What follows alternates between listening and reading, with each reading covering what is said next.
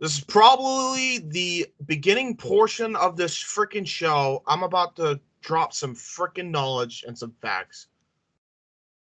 And it's not going to be pretty. So if you're a WWE fanboy, I'm sorry, not just a WWE fanboy, a Vince fanboy, click off and go to another part of the video immediately. Because here's the goddamn truth of the matter.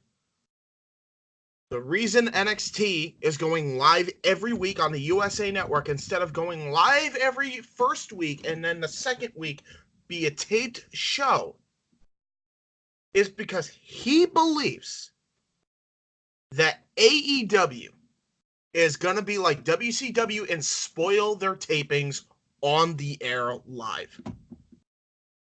Now, I don't know if it was obvious to anybody else watching Double or Nothing, but I'm pretty sure when Cody used the sledgehammer on the throne of Triple H, he was challenging Triple H because they knew months in advance that WWE was going to do this bullshit and try to retaliate using NXT because that's the only thing that they could stake fucking claim to because it's the best product on WWE television, bar none. Bar none. And this episode proved it, by the way, and we'll get to it. But now that Vince has seen how successful NXT has become, and it was only a matter of time, now he wants to put it live, 2 hours, on the USA Network. And instead of doing tapings every week, or I'm sorry, every other week, he's decided to go live every single week, just like Raw and SmackDown. Which, hey, great, I guess. But I don't understand what that's going to help you accomplish here. Considering the fact that, too, everybody's already worried that adding an extra hour is going to completely fuck up the formula of NXT. Completely fuck it up. Because it was great as a 1 hour format. For this show, by the way, for the 1 hour format, it was an amazing show. You would have thought this was a go-home show for something. That's how good this show was. They put all their eggs into this fucking basket, and it was the best NXT TV they did. And it was an hour. It was an hour. Now, you can admittedly do 2 hours. I'm not saying it's impossible. But if you're going to do 2 hours of television, you're going to want to make sure that you do a 4-hour event live at Full Sail, probably. And make one of the shows taping. And of course, they're not doing that already. Because fuck what works. Because if you were to make one live and then the other one taped, it's really not taking away the formula. You're only adding an extra hour. But instead you want to go live every week because you want to compete head-to-head live with AEW. And this is the first of what? Many changes of the Vince vision of NXT. What's next? Honestly, what's next? And this is what people like me and a bunch of other people were fucking worried about when you fucking first said that this was going live on the USA Network. It's exactly what we were worried about. You're getting your grubby paws on it. In any way, shape, or form, Vince. In any way, shape, or form. We don't want you just there on a part-time basis. We don't want you there at all. At all. Stay the fuck away from NXT. I swear to God I'm giving this a chance. I better not be fucking disappointed like I've been disappointed with Raw and SmackDown the past 5 fucking years. I will not fucking stand for it, and you can fucking kiss my ass goodbye as a fucking viewer. Do not ruin NXT. I was there live for New York. It was the best show that I've ever been to live. Do not fucking ruin this for me, you fucking cunt. Get your grubby paws off it. Let Triple H do what Triple H wants to do with it. Fine. You want to go 2 hours? Fine. I can accept that. But let Triple H run the fucking ship. Stay away from it. Run on your fucking vanity project in the XFL and stay away from WWE. For the love of God. And you know why, as I said before, and I'll end it with this. I'll end my rant with this.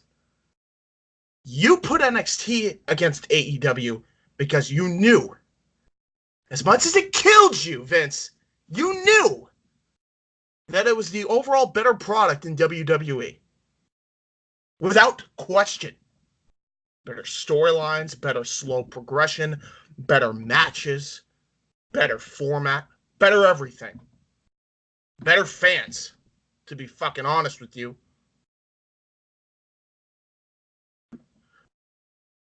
What do you have on Raw?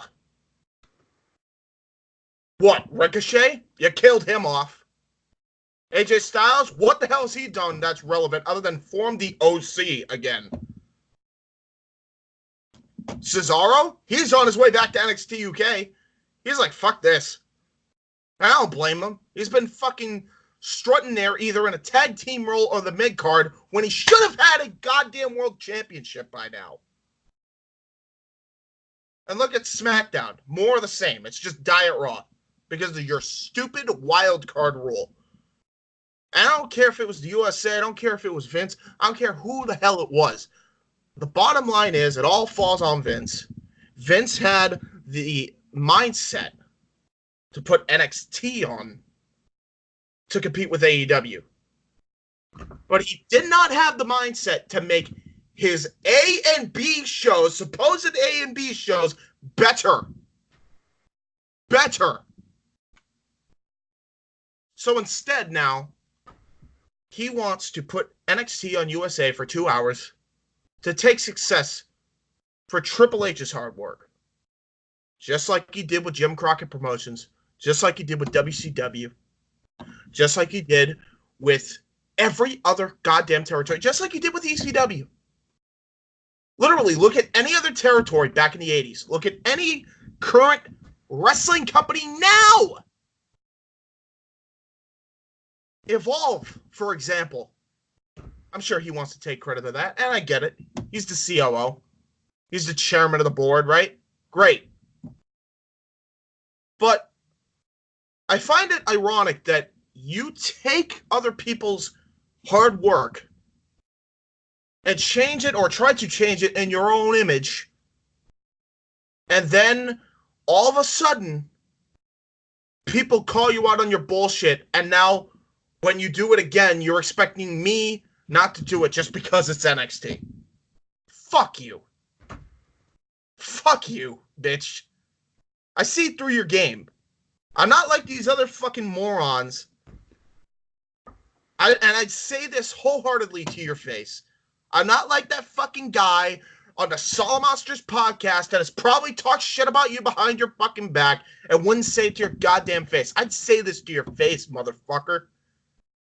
You are a horrible, horrible man who takes other people's ideas for their hard work. That is not a businessman. That is a con man. And you wonder why people like the Indie Force and I don't like watching Raw and SmackDown. Because your ideas suck. Triple H's ideas, good. In fact, amazing. Get the hint, Vince. And get the F out. Let's review NXT.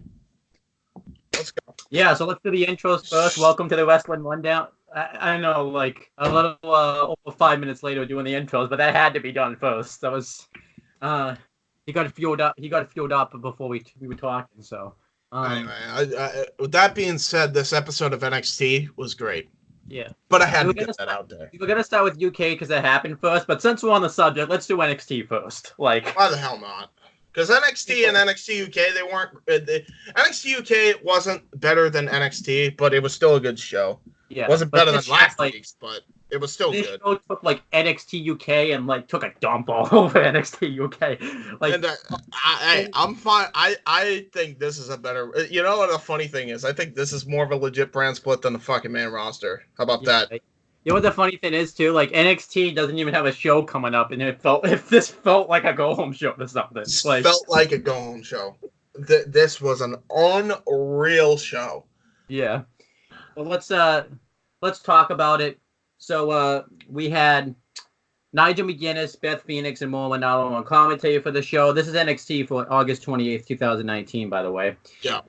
Kicks right off with a match. It's Io Shirai versus Cammy Fields. Io Shirai destroys her. Fun squash, man. Io Shirai's gimmick is the best. And by the way, notice she may be a heel, but she has gotten over. Yeah. And I mean, the minute she came out, Io chants. Yeah. Io chants immediately. It's like she never turned. Yeah, right? Honestly, it's like she never turned. She just changed gimmick. Yeah. She's over. I guarantee you. I don't care if it's a heel versus heel matchup. They're going to book. I mark my words right now. They're going to book Io Shirai versus Shayna. I think it's 3. And it's going to be at a takeover. If not on the USA special. Yeah. I'm calling it now because this is the right person to dethrone Shayna. Especially in the gimmick now. This is totally the person. Because it would make a lot of sense. Well, up until what happens later on in the show. Oh, no. It trust me. I still think it's Io, but we'll get to it. Yeah. But my God, the minute the bell rings, a drop kick. Yeah. For what's her fucking name? Cammy Fields. Cammy Fields. Yeah, she got kicked all the way to the fucking fields. Holy shit. Yeah. Got kicked all the way to the other side of the ring. I really like to when she went for like a back suplex. When Io Shirai landed on the feet, she was all cocky about it too. And Cammy Fields saw she had that and was like, "Nope." Io Shirai was like, "Nope, you got nothing on me." Like, you got nothing. I love this cocky attitude, man. This is so great. She kept trying to go for some type of like underhook tiger driver, but I think Cammy Fields was too big for her to do it, so she had to give up on it. Not saying that she was like it was like a boss or anything. It was part of the match. So then eventually Cammy Fields hits a running knees into the corner, and then not Cammy Fields, Io Shirai hits it, and then a moonsault. And she was gonna get the win. She could have gotten the win there, but she was like, nah. And notice the name of the move. This is why I say they're gonna do Shayna versus Io 3.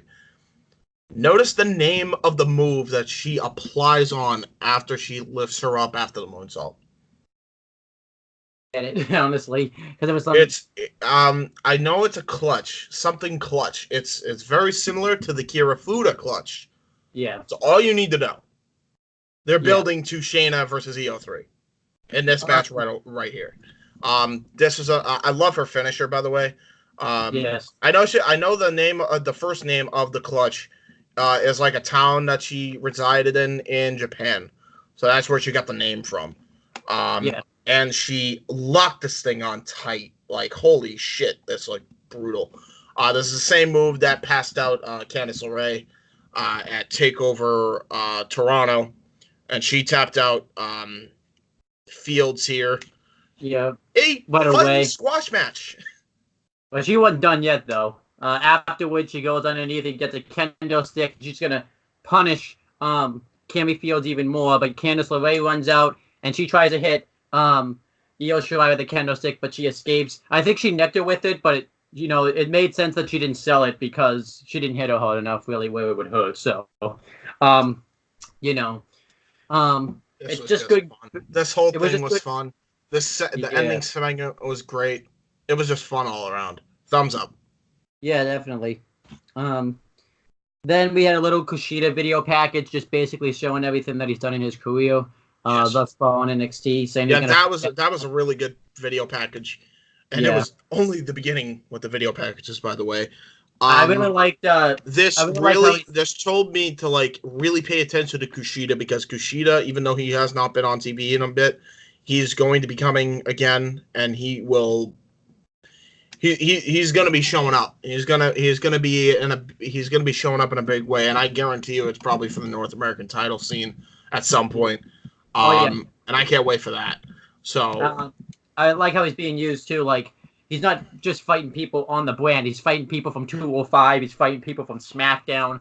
I think eventually he's gonna fight someone from Raw. I just don't know who that would be. Kushida is just, as far as like a mat technician. Yeah. He reminds me of like Ultimo Dragon back in the day, where Ultimo Dragon was just this mat specialist. He wasn't just a high flyer; he was a mat specialist, and he could do all styles of wrestling. This is what Kushida reminds me of, and it really showed in this video package here, like all the stuff that he can do, the groundwork that he's able to do, the high flying stuff that he's able to do, and transition it into groundwork. And I've seen this guy in Best in the World during the tapings for Ring of Honor. He was so good then. He's even better now, probably. Yeah. You know, I've seen him in Wrestle Kingdom in that 4-way match, which is critically acclaimed from Wrestle Kingdom 12. He was great then. He's even better now. Yeah. You know, and he's just getting better by the day. Like, he's always a student in the game, and yet he's been in this business for, I think, about like 10 years now. Yes. You know? He's awesome. Then we had the match 6 months in the the rematch 6 months in the making. Dominic Dijakovic versus Keith Lee. Dominic Dijakovic had new entrance music here. I like it. It's good. If we were doing star ratings, this match would have received a 4.5. Yeah, definitely. It was so short. I honestly thought if they'd gone like another 2.5 minutes, they probably could have gotten a 5. Oh yeah, absolutely. Like, I did not get tired at all from this match. Yeah. This kept my attention because there were just, first off, the facial expressions of both men are impeccable. They have they very well may have the best mean guy faces in all of NXT, period. In all of WWE, period. Oh, and by the way, hey Vince, you wanted a guy that's your next Brock Lesnar? Dominic Dijakovic, you got him. Yeah. You wanted a Mark Henry that was actually, you know, athletic and could do a bunch of stuff? Guess what? Keith Lee, you got him. Yeah. You know what? It wouldn't shock me because it's Vince. But Keith Lee and Dominic Dijakovic, they're both charismatic. They're both big houses. And they're both agile motherfuckers. And it showed in this match. At one point, these guys just started to do some of the most insane shit I've ever seen. By the way, fuck KO even more after my rant last week. Or last rundown, because oh my god, Dominic Dijakovic's Cyclone boot is impeccable compared to Cassius. Yeah, it's not even close. Because we should mention you talk about Cassius Ohno. We don't want you to think we talk about. Yeah, not Kevin Owens. He's good. He's a good guy. He knows, even though he's a big rotund fella, he knows how to do his fucking cardio. But yeah, Dominic Dijakovic. I mean, he's an NA boy, so people are automatically going to think we're biased, but honest to God, this guy has probably the best Cyclone boot in the business. Yeah. Period. Like, I never seen it was so crisp and clean, yet it looked like it fucking hurt. Like, if you hit this, you could actually hit, the funny thing is, you could actually probably hit this in an MMA match and it would knock somebody out. Because I've seen somebody do the Cyclone boot in Pride. And that's what this reminded me of here. And he just laid him out for a bit with this, and this kind of took control for Dominic. I mean, before that, they had a lot of big hoss moments, and then they started having agility moments, and the Cyclone boot was just one of them. I honestly can't tell you this spot for spot, but I got a spot for you though that I really liked. Go. Keith Lee, they're doing that whole spot where he's trying to where the guy tries to bounce the opponent's head into the turnbuckle, and Dominic. I love that. Yeah. And this is where the facial expressions comes in. Dominic Dijakovic just is trying to be this big monster and also fearful because he doesn't want to go into this turnbuckle. Yeah, and the look that Keith Lee gave him, that like mean face that he gave, and once he gave this mean face, Dominic Dijakovic, he knew he was going into that turnbuckle, and there was nothing he was going to be able to do about it. And he finally did. He had a springboard high cross body that was just sick. That was unreal. Like, it's the fact that he, like, I even said this. Like, I already seen Keith Lee matches by this point. He's done stuff that no guy should be able to, his size should be able to do. Yeah. But you almost forget that every time because he is like Mark Henry size, like a young Mark Henry. But he's doing all this shit. Yeah. He's going over the top rope. He's doing cross bodies, moonsaults, at a freaking Spanish fly. Yeah. Like, this guy, and not to mention the fact he can wrestle literally any style. I'm pretty sure he's done strong style. He can do catch as can. I know he was an amateur wrestler. Via amateur, but he was an amateur wrestler. He's a strong guy, and he can do high-flying maneuvers. Yeah. And he can talk! Yeah. And very well. Like, he's very charismatic. So elegant with his fucking words. Yeah. And he hangs people on his every word. He hangs people without even having to speak. This man's so charismatic. The minute he came out before this even match started, he had the crowd in the palm of his hand. Like, they were cheering for what Dijakovic was doing, but Dijakovic was the heel. So they were really more wanting to see Keith Lee win. But Dijakovic won. Yeah. Dijakovic won. Just more spots that we're going to get into because this match was just so damn good. Yeah, Keith Lee hits the big dive on the outside. I like, too, they kind of call back to the match where they got double count out where Keith Lee's like, you're not going to count me out this time. And he just threw Dominic Dijakovic back in the ring. Because that's what I like about the NXT and even 205 Live matches. They do callbacks from, like, rematches that the previous wrestlers have had against each other. I agree with that. And, Dominic Dijakovic had a really cool, like I said, cyclone kick. He had a really cool high knee. They really traded shots back and forth with each other. And then we had the Spanish fly from the top rope.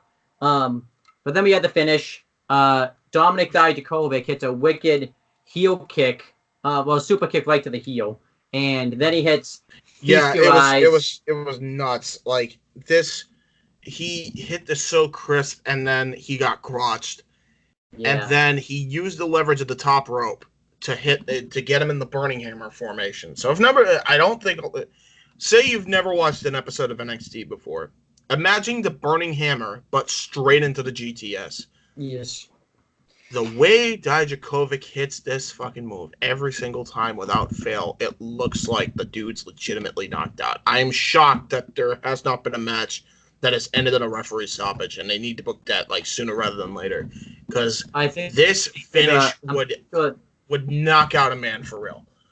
I think it did once, but I forget who. I think it was Wall Mendoza that it led to a referee stoppage. It was.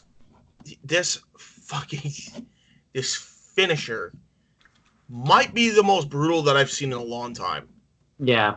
I mean, it's probably the second best. Ironically, the first best is probably Keith Lee's Spirit Bomb, which I don't know if he'll ever use again, because I remember the last time he hit it. Like, I think, because he has not used it since, but I remember he did it on this one poor fucker who got so high into the air and driven down with such force that he bounced off the canvas at an awkward angle and almost landed on his neck. Yeah. So he's not busted out the Spirit Bomb since. No, unfortunately. Oh my god. The funny thing is, he probably could have hit this on Dijakovic, and Dijakovic would have probably been able to take it properly. Because he's not a small dude.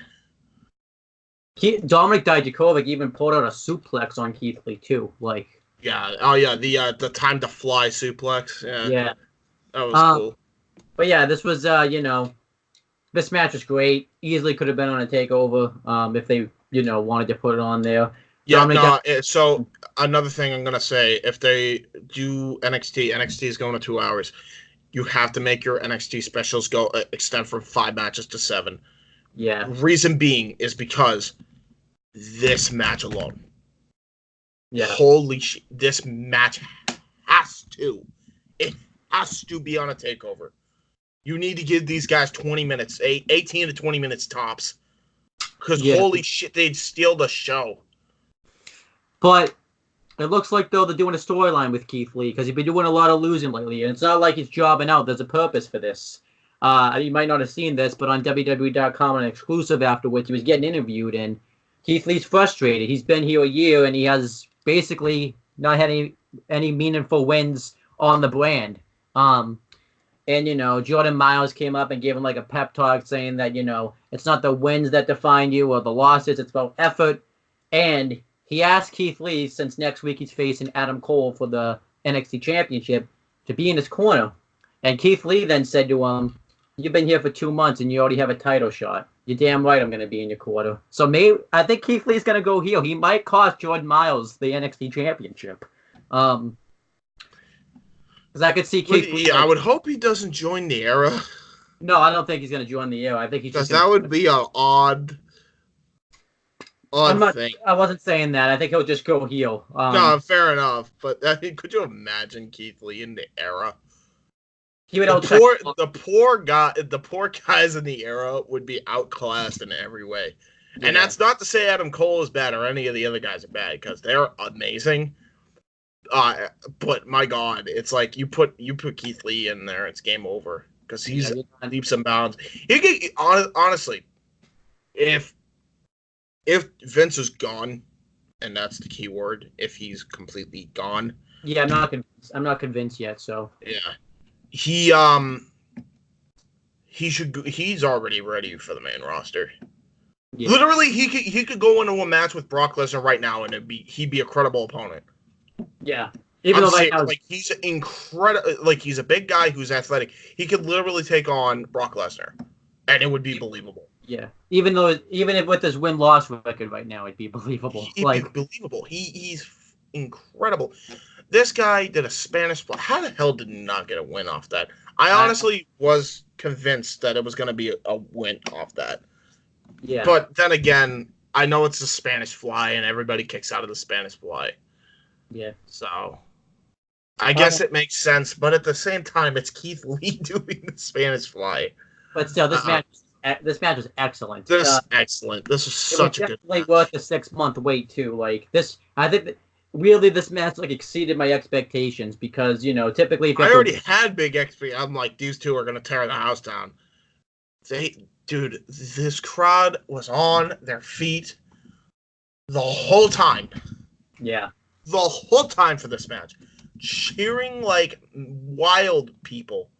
It was insane, dude. You would think that their home team just won the Super Bowl. Yeah. The Miami Dolphins won the Super Bowl, and they're going nuts. Yeah. It's insane. Might even been bigger than that too. Like, honestly. Do yourselves a favor and watch this match. Watch this whole show.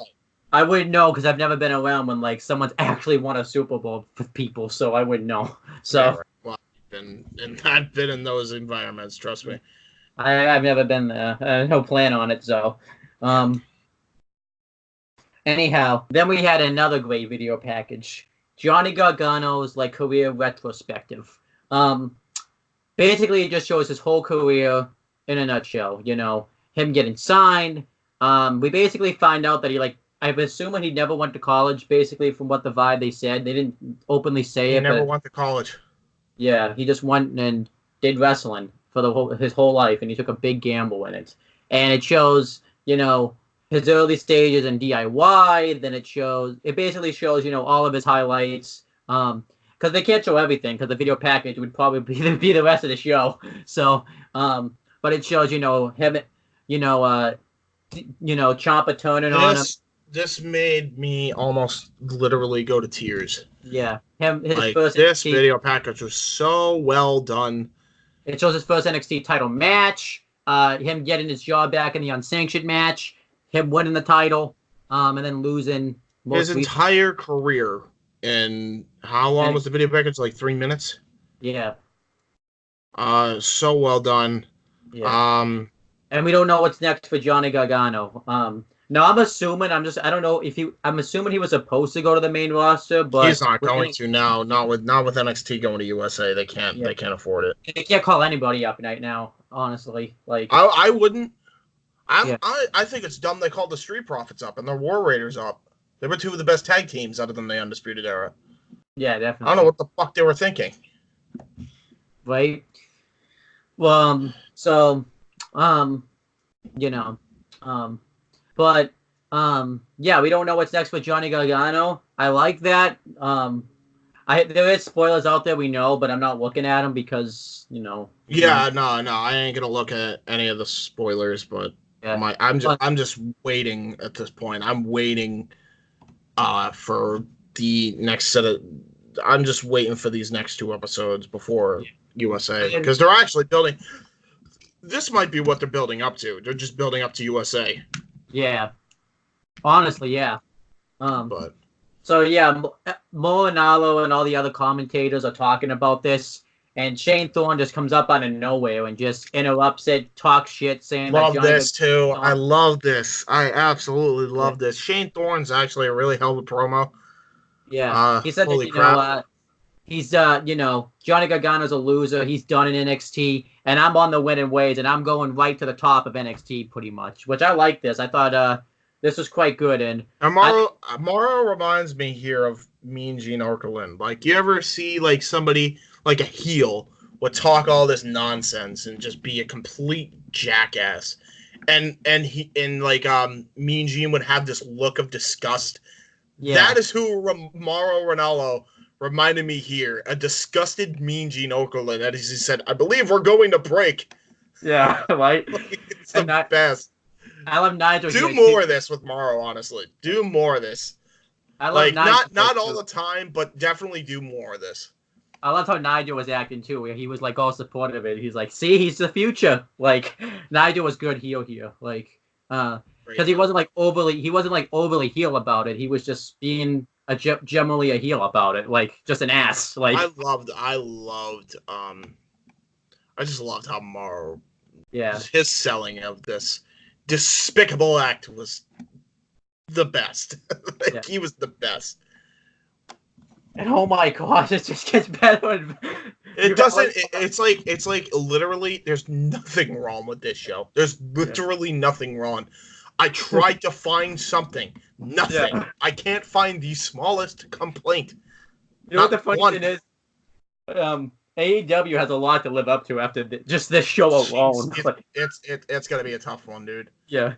This is one of the reasons why I said, because I knew they were gonna go head to head. I just had a feeling they were going to, and the minute I saw Orange Cassidy, I'm just like, what the fuck are you doing? Yeah. This is why, because holy shit. You're trying to present yourself as a sports-centric feel, and NXT's beating you to the punch. Yeah. Hopefully it stays that way. I mean, I don't know, but... You called this, like, since the rumors. You want to talk about... You know what the next segment is, right? I could not believe the way this happened. So, they show a recap of Mia Yim's being attacked by the Horsewoman. And then the Horsewoman's music hits, or Shayna Baszler's music hits. The submission magician, the whole shebang. Baszler does this, which is the ace of spades. Yeah. She's coming down with her cronies, going to the ropes. She's about to speak. She's grabbing a microphone. And then all of a sudden, Rhea's fucking music hits. Yeah. Rhea Ripley appears on the Titantron. And Rhea Ripley comes on to the front of the stage, to the shock of absolutely everybody that did not read the spoilers, and just walks down with a stern look on her face, like a woman on a mission. She's just walking down with the most intimidating fucking stare. She might be more intimidating than Pete Dunne, honestly. Well, She comes down here and she owns the room. Honest to God, she just owns the room. The minute she pops up on stage, she gets up on the rope. She does her taunt. She just has this smug look about her. But she's the face. She's clearly the baby face in this feud already. Yeah. She's probably going to be baby face for life after this pop. And she just gets in the ring. Shayna's about to speak. She takes the microphone out of her hands. And she says, I already know what you're going to say. You're probably going to say that you've beaten everybody here for that NXT Women's Championship. And then Shayna's like, yeah, that's right. Yeah, thanks for boosting my ego. And then it turns into a 180. But you haven't beaten me, bitch. That's it. That was her whole promo. The smallest words set the horsewomen in fear and walked out. This was awesome. Yeah. 2 thumbs up. If I had a third hand, I would give 3. This was awesome. Thumbs and all toes up. Thumbs, toes, maybe dicks. What? No, but in all seriousness, you gotta have something up because there's not enough body parts that can go up to describe how good this fucking segment was. This segment was amazing. Honestly, probably the best segment all year. NXT wise, yeah. NXT wise, this may be the best segment all year. Like, I love too. Like, it was so simple. Yeah. Shayna comes out, doesn't even utter a word. Freaking Rhea comes out to the shock of everybody and says, "You haven't beaten me, bitch," and drops the microphone. Yeah. And the horsewomen leave in fear. This is why I'm saying I don't think Mia Yim's not Mia Yim. Io Shirai is gonna beat her now. I think Rhea Ripley's gonna be the one that beats her. Honestly, I wouldn't complain. But honestly, I think Mia Yim's probably turning to join the horsewoman. I'm still under that belief. Yeah, but, I mean, if she doesn't, yeah, I would not complain. Put the belt on her after this, man. Christ. At some point, she needs the belt. I would have her win the belt as soon as, like, either the USA, like, debut or... Oh, you know what? I could see Io Shirai versus Rhea Ripley now, for sure. Oh, yeah, for sure. That would be great. Jeez, this was amazing. Didn't they wrestle in the Mae Young Classic, or am I thinking of somebody else? Io Shirai wrestled in the Mae Young Classic. I believe, yeah. I don't know if it was against Rhea. I thought they wrestled in the semifinals or something. They did. Yeah. So actually, yeah, they did. It would make a lot of sense if you did that feud too. But yeah, I digress. Go out of your way to watch this segment. Yeah. Get off this video and now. Also, and by the way, I will say that, and this is not a joke, but yeah, no, that dick joke was a joke. But no, I will say she's also hot. So like, this is another fucking person, by the way, that like Vince literally has it all with. Yeah. And if you cannot see that, like, you're dumb and you should be taken out of power immediately. This is why everybody's been calling for Vince to go away immediately. Yeah. I'm like entirely. And just be title of chairman of the board and nothing else. Because it's like we're afraid that she's going to get ruined. Even though she shouldn't, because she has all the tools. She's a tall woman. Yeah. She's hot. She knows how to own a crowd the minute she pops up. She has an intimidating look about her. She has the best mic skills. She's very, very good in the ring. Has an old school, like, but with a new school attitude when it comes to in-ring style. She has it all. This is another one of those women that if you actually know what to do with, she could be a big star and could actually rival AEW's women's division by just giving her the belt. Yeah, right? Dude, this was no nonsense fucking segment. There was no long-winded promo. There was no long, drawn-out segment. It was just You haven't beaten me, bitch. Done.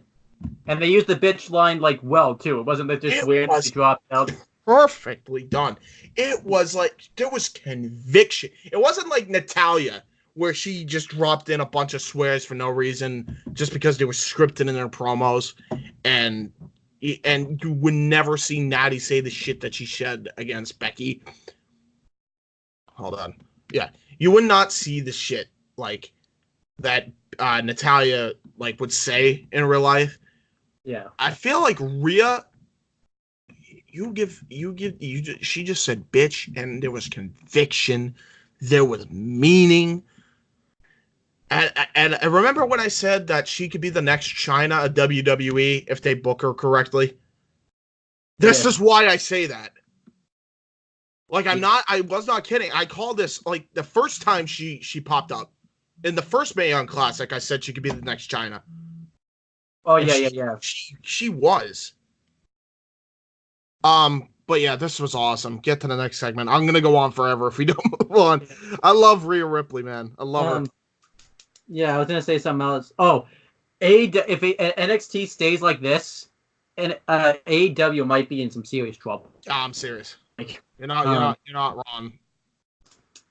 But then like honestly, like I'll probably watch AEW over NXT for the next few. I don't even know now if NXT is gonna stay like this quality like the next few weeks. Honestly, like one can only hope. Then we have Pete Dunne's exclusive interview. Even this was excellent. You know, he talks about how he's come to NXT basically to make a statement. He's done everything that there is to do in NXT UK, but he does open a return for NXT UK. He says, I'm not done with NXT UK yet. Which means he's going for Walter, which means hopefully we get that 3-way War Games match. Please. About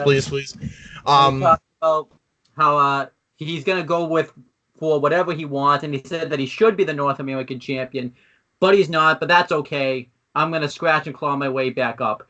I'm making it sound like he said it like, you know, like he was like this underdog, like baby face, but he said it like a badass. Like, he said it like, you know, we're talking about how these, you know, how Pete Dunne and Rhea Ripley were just badasses in the last two segments. Yeah. I'm afraid if Vince just takes over, she's going to be like, we're going to put Pete Dunne and Rhea Ripley together. And we're going to market them as a couple like we did with Becky and Rollins. Wow. I hope to God that doesn't happen. Am I the only one that has the suspicion? I know this is off topic, but has the suspicion that it's just a work that Rollins and Becky are a couple. Yeah, right. Because it just seems strange. Like right after it comes out that they're a couple, they consistently talk about it in storylines and stuff. Rollins is gonna cheat on her anyway. John. Anyway. But yeah, great. This was great by Pete Dunne right here. Pete Dunne was awesome here. Pete Dunne was awesome in this video package. Pete Dunne, again, a guy with conviction. I mean, the only thing that's going to hamper him in Vince's eyes is his size. Can we just make him the new belt collector? Yeah, right. Seriously, can he just win the UK belt back at some point against Walter?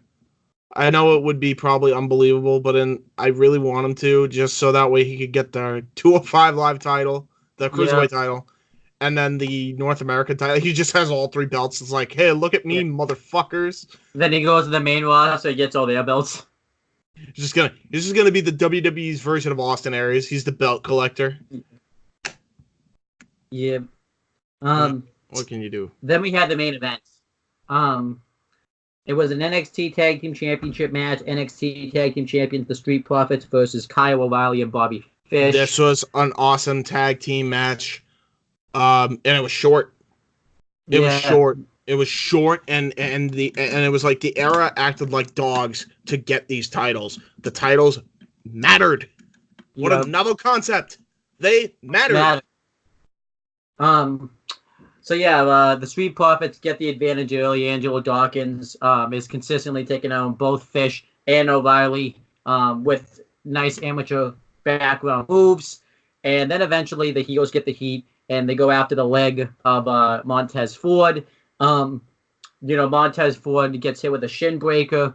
There was a little bit of a botch in this match where You know what? You know what I liked about that? Well, you think it's a botch, but for me, I think it was planned because this is how I think Bobby Fish and Kyle O'Reilly look, how they work. They make everything look like a struggle. They don't make it look smooth. They don't make it look crisp. Well, they do make it look crisp, but in a different way. They make it look like a fight. They make it look like a dog fight. Anytime these two are in the ring with any tag team at all, they just go in here and I love the holds that they were producing. And the funny thing is, I don't know their MMA fighter experience, but I was actually, the funny thing is, I was actually watching, what was it, WCW Nitro reviews by Brian and Vinny, from July it was specifically from July of 1996. It's when Hogan turned heel and all that. And his thoughts on Benoit were, if he were to be born a few years later, he would have been an MMA fighter. You could say the same thing for Bobby Fish and Kyle O'Reilly. Yeah. Like, they look like MMA fighter style wrestlers. So they act like it. They treat themselves like it. They carry themselves like it. And the funny thing is, a lot of people give the Undisputed Era hate, and I don't, especially Fish and O'Reilly, and I have no idea why. Actually, I'll ask you the question now, because OTOS Central was one of them. He said, name something special about Fish and O'Reilly, because you can't. So I can. I absolutely can. They carry themselves like fucking champions. They carry themselves like contenders. They carry themselves like legitimate sports athletes. And they can talk on the mic, and they're a great tag team. They're great all around. They're multi-diverse performers, and they're great on the mat. Yeah. That is why. That is exactly why. But that wasn't the bots I was talking about, though. There's a spot where Montez Ford has his leg on the rope, and they're going to do that hip attack thing with the leg. And at first he moves his leg, and they started targeting the wrong leg for like a couple minutes, so they had to... Oh, yeah. Well, I mean, what can you do? I mean, hey, maybe they wanted to attack both legs. Yeah, maybe. But, yeah, the funny thing is, too, Dawkins looked awesome in this match, too. Like, he was hanging with Kyle O'Reilly and Bobby Fish, because he was an amateur wrestler, and Morrow and Nigel were quick to point that fact out. And I love how he wrestles here. I think he's so good as a wrestler. Just a full-on mat wrestler. Like, the guy knows how to work. This is why I wish the Street Profits would stay. Yeah. Because if you're not going to do the OC, and honestly, I would not complain if you didn't at this point. You could do the Street Profits with 2 more members and have them feud with the Era. Yeah, and it'd be awesome. It'd be awesome, especially in War Games. You have like Limitless, Keith Lee, Jordan Miles, and the Street Profits facing the Era in a winner-take-all scenario. I'd be for it. Yeah, right. I'd be 100% for it, because these two teams work so well.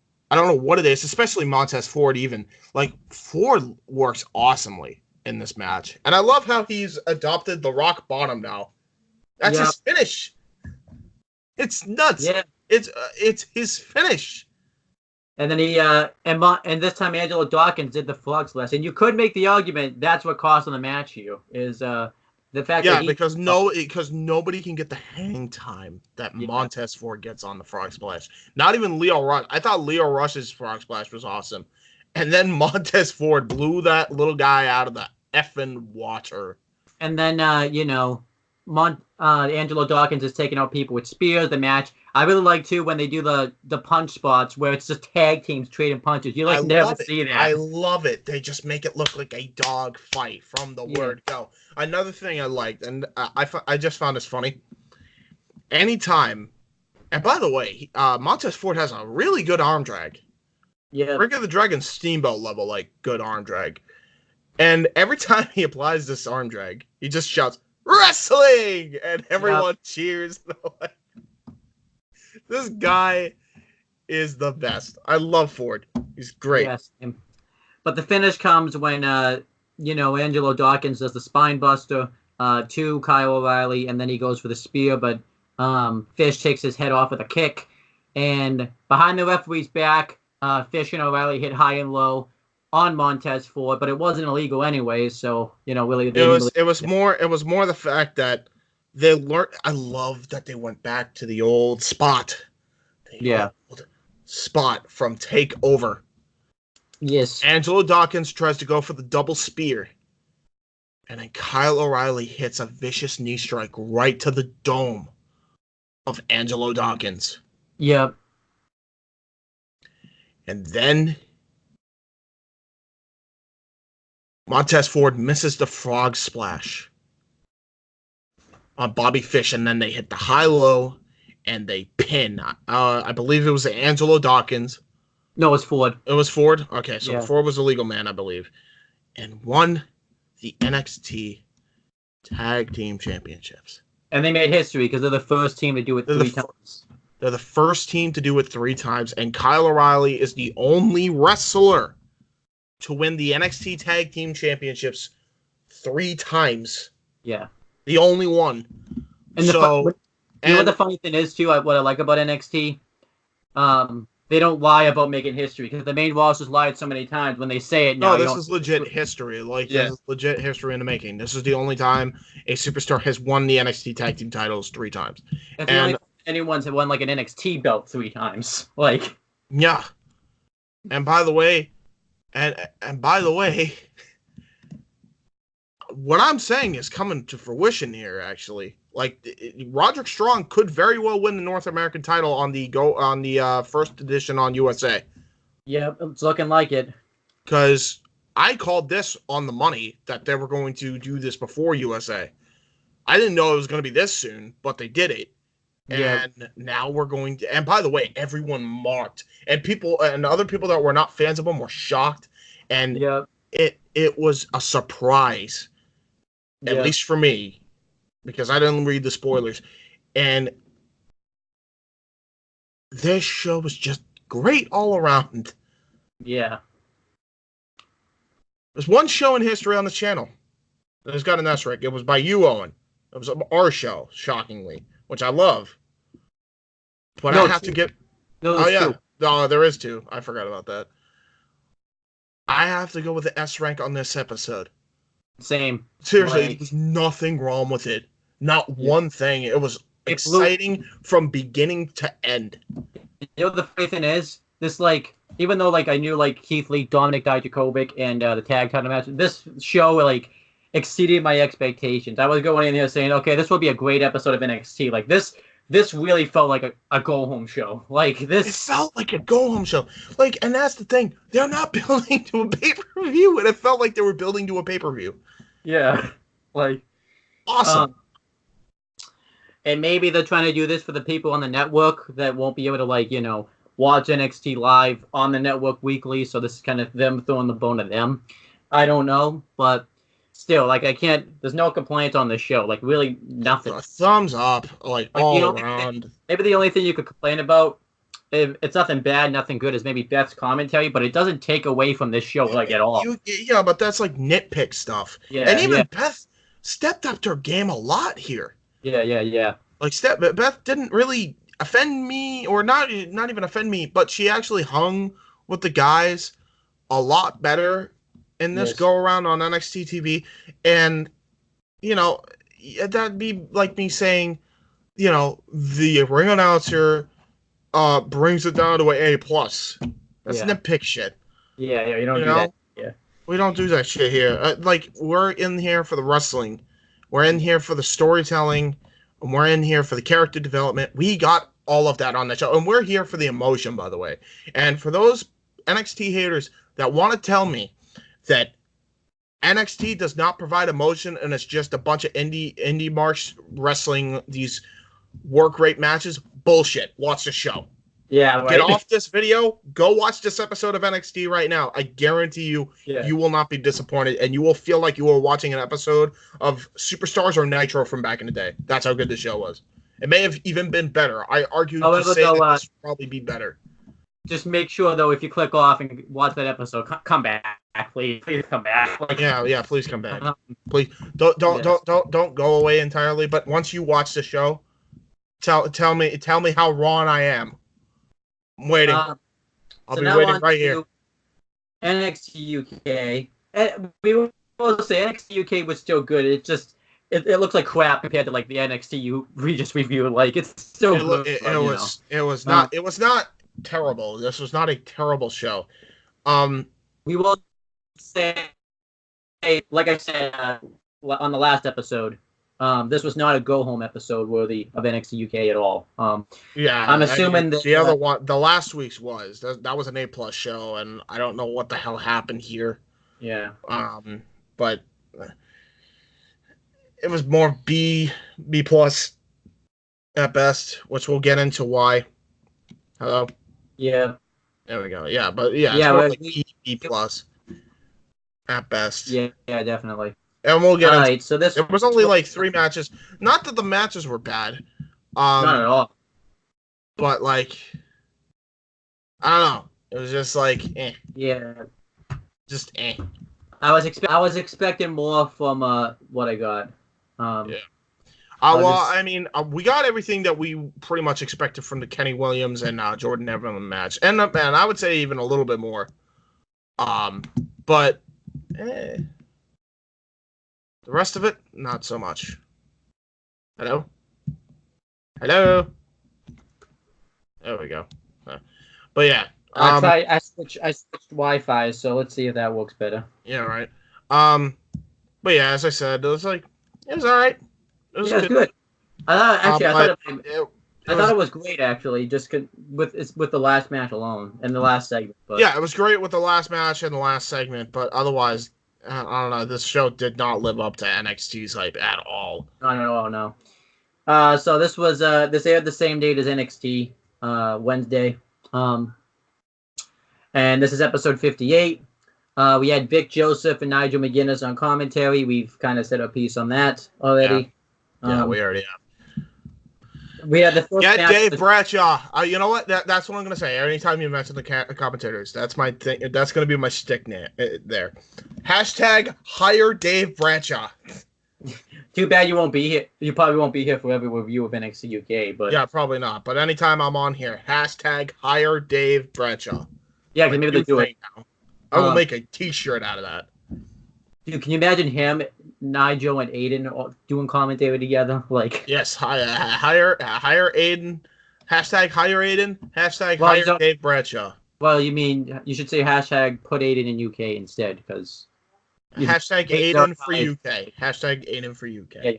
All right. So we had the first match on the show. It was Ilya Dragunov versus Tyson T-Bone. This was the first time we have seen Ilya Dragunov since he's first lost, and I thought this match actually was surprisingly good. I thought Tyson T-Bone actually showed somewhat of an improvement in this match. He's not shit. He was actually decent in this match. I thought so. He showed some nice agility in this match. He did like a nice little drop kick. He did a nice little cyclone boot. Ilya Dragunov even pulled out some stuff that I've never seen him do before, like that senton from the top rope, or the top turnbuckle anyways. But then he won with a torpedo uppercut. And Ilya Dragunov looked like a forearm, by the way. Like, that looked brutal. Yeah. I like I said, he did to the 6-1 line again too in this match. So nice. he did better in the fact that that T-Bone was turned away, so it looked like he had no idea it was coming. The only thing I figured out why I'm just with the move, because it's innovative. But if you notice how Rey Mysterio does the 619 and how he did the Tiger Driver or the Tiger Feint kick just in general, the fake out, even back in WCW days, he always had a certain amount of speed. Ilya Dragunov is lacking in that department. Yeah. Entirely. It was lacking. You need to, if you're gonna do this move, if you're gonna do the 619, you gotta get more speed on the rotation on the 619. Because then I feel like you can get a lot more rotation and it will look a lot better. Yeah. But I feel like it's just wicked slow. But I feel like he'll get better. Because like when AJ Styles used to do the springboard reverse DDT, where I would like it looked like he was going for a moonsault, but he turned it into a reverse DDT. He did it slow at first, and he took his time, but he's perfected the move so well now, where every time he does it, he just does it like instantly, like that. Yeah. I remember gonna headlock into the moonsault and then just drills you. I remember in WWE though, when he first got signed to WWE, he botched it a couple of times because I don't think the WWE wrestlers have ever had to take that move before, so it took a while for them to figure it out. But yeah, exactly. But yeah, I thought this match was a tremendous improvement in this match. I think this is easily Tyson T-Bone's. It's either this match or the match he had with Wolfgang in the first tournament is his best match. Like I thought he looked good in this match. I think his best match, honestly, is with Mastiff. But yeah. Because Mastiff and him had a fucking barn burner. I mean, it probably helped that they had weapons, but still. So yeah, it's easily his best match. Then we have NXT. Then it showed a build-up package for the NXT UK Women's Championship build-up. We talked about that in the last episode, so we're not going to talk about it again. That's like one of the flaws with this episode, maybe, is they did a lot of video packages. It was just the same things. Yeah. And I get that you had a pay-per-view, but even NXT doesn't just rehash that shit on the go home. They do that. They have a pre-show for a reason. I don't know why they didn't just save that shit for the pre-show. I mean, they do put them online. NXT will do it too, but they actually will do stuff. It's not just all video packages. It's like, they do matches, and I mean they did. I feel like if they were going to do that, they honestly should have probably split this up into like 3 different weeks, where it was like one video package each week. Yeah. Because it's like, I don't get it. Like it was all 3 of their big matches. Yeah. Like that they built up in video packages, and I'm like, dude, I know these matches are happening, and then they ran down the card after the fact. Yeah. It's like they ran out of time, so they had to fill in time. It wasn't even that long. It was like 52 minutes too. Yeah. So then Gentleman Jack Gallagher's backstage. He cut a good promo here. He talks about how he has a gripe. He says, "How can you be the best British wrestler if you're American, not British?" And he's right. Yeah. And he says he also has another problem. His foot was on the bottom rope. You didn't see this match. You won't know what he's talking about. When he lost... And I don't care because that means I don't have to see Cassius Ohno. Yeah.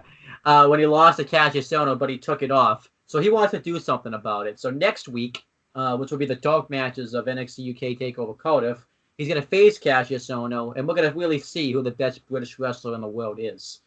So Gentleman Jack Gallagher cut a good promo. A good promo, but Cassius, the fact that he's like treating this so seriously, that Cassius Ohno, he's considering the fact that if he beats Gallagher, he's the best.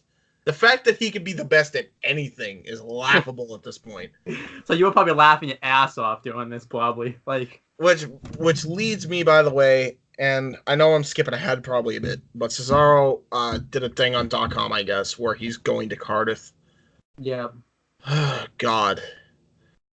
I don't know why I'm moaning about it, because Cesaro's great, but it's like, they're gonna reunite the Kings of Wrestling. I'm just seeing it now. It's the only reason he was even going there. I could see this coming a mile away. I don't want to see that happen. No. And I just don't want to see it happen. Just give the man a world title. Yeah. For the love of God, what does he do? Why can't you give him the world title against Kofi? Honestly, why?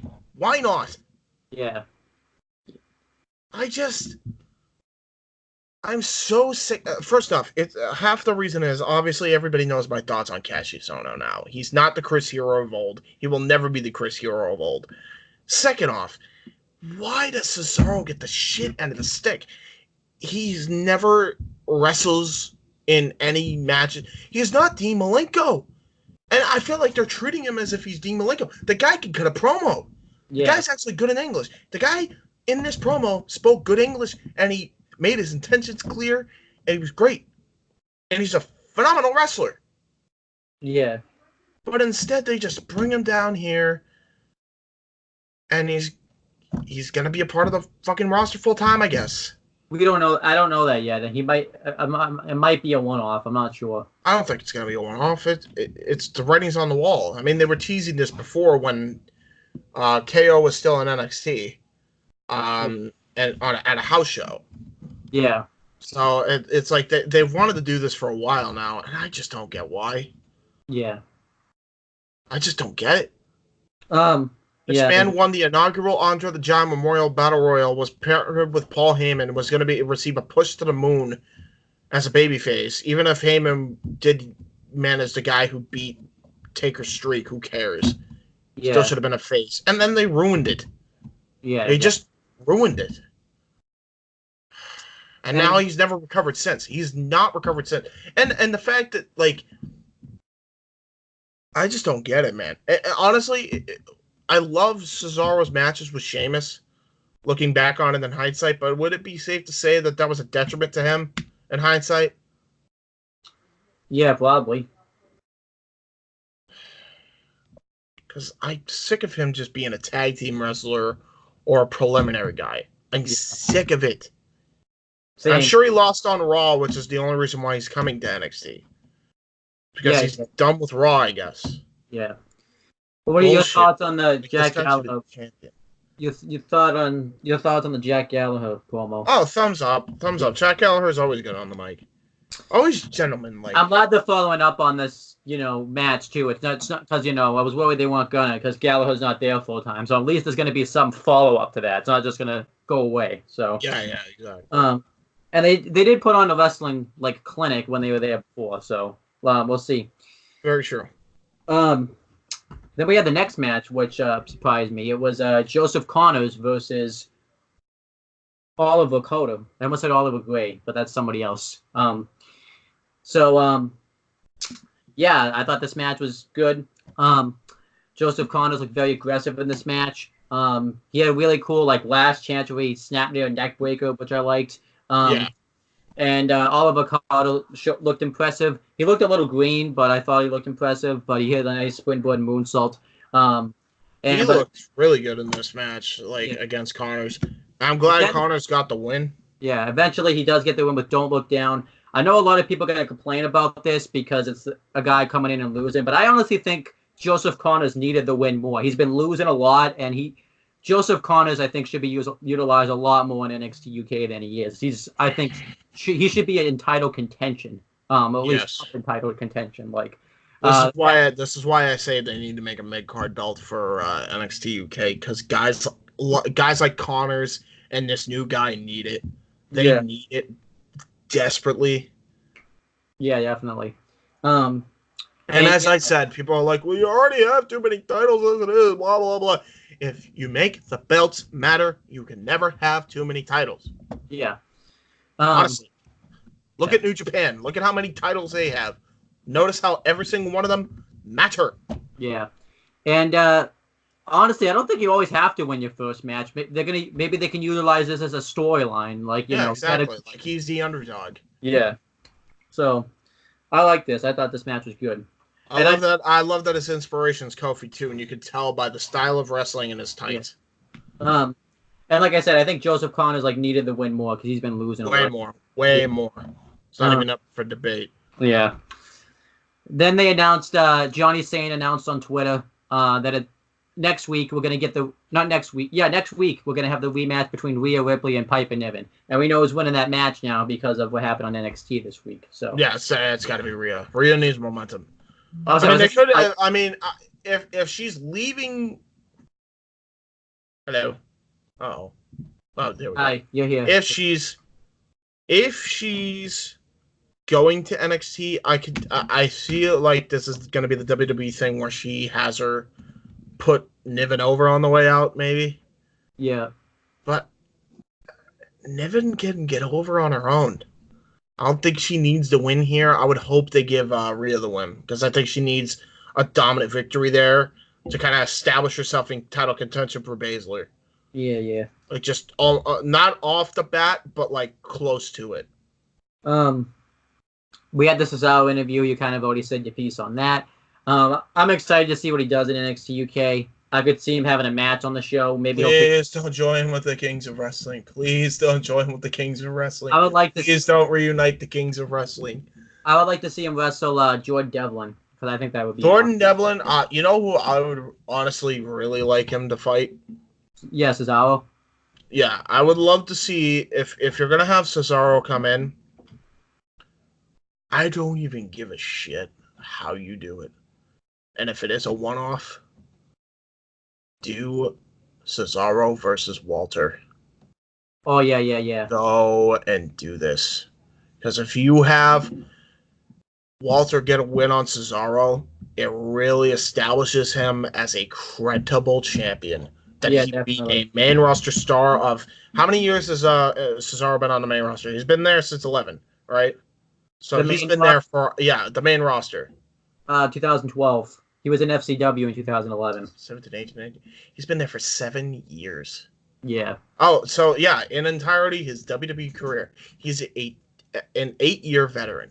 Yeah. And he beats this guy. I mean, say what you will, and I said Cesaro should be a world champion, but that does not mean he can't get beat here against Walter. Yeah. I would love to see this as a title match on TV at some point. Same.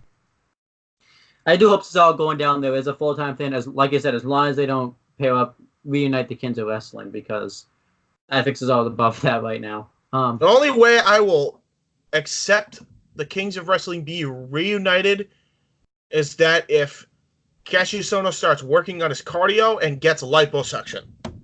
The only time I will be okay with this. Well, he might think in his head, though, he doesn't have to if he's in a tag. Oh, give me a break. Okay, let's compare. You know who else was great before they got fat? Braden Walker. Yeah. You remember him? I'll quote Vinny. He stared at Storm, and with an expression that all I could express was dumb. It looked very fat, and etc. I don't know the rest of the quote. But yeah, basically the point is, Chris Harris was amazing until he went to WWE, but then you would think he would lose the weight after he left WWE.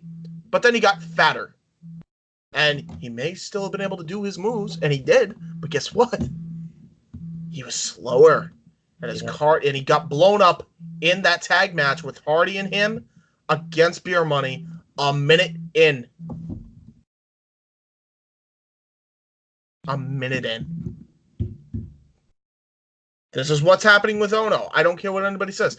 I don't understand how we can give the okay to fucking Kassius Ohno, Chris Hero, but not to freaking Chris Harris. Yeah. Like, why? It's a double standard. Get out of here with that bullshit. Get better cardio. I don't care if you're fat. It's fine if you are fat, if you're rotund, like I said before. But if you do not have good cardio, guess what? You will not be able to perform at the best of your ability. And I don't want to watch that. Yeah. I just see the comments coming now, too. A lot of people are going to say, too, you don't have the right to talk about people's cardio. I'm not wrestling. I will say that till I'm blue in the face. You don't see me going out there and wrestling. Yeah. I'm not going out there and kicking people in the face with a weak-ass cyclone boot because I can't get any cardio in. You don't see me trying to freaking not being able to do an inside-out bump because I got too fucking rotund. Yeah.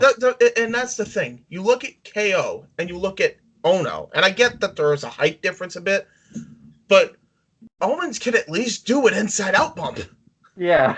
He twists in midair during a clothesline. Yeah. And then you got Kassius Ohno taking a 6-1 line, and he takes a flat back bump. Yeah. God. Get him off. If you were going out there wrestling, you would at least work on your cardio. Like. Yeah. If I'm gonna go into wrestling, I ain't gonna half-ass it. You kidding me? I want to get lean. I want to make sure I can have good cardio and not fucking get blown up fucking 15 minutes in. Yeah. I will make sure my cardio is good enough that I don't get blown up 5 minutes in. Never mind 15. Yeah. Anyway, continue. Speaking of good cardio, let's talk about a match that had people with great cardio.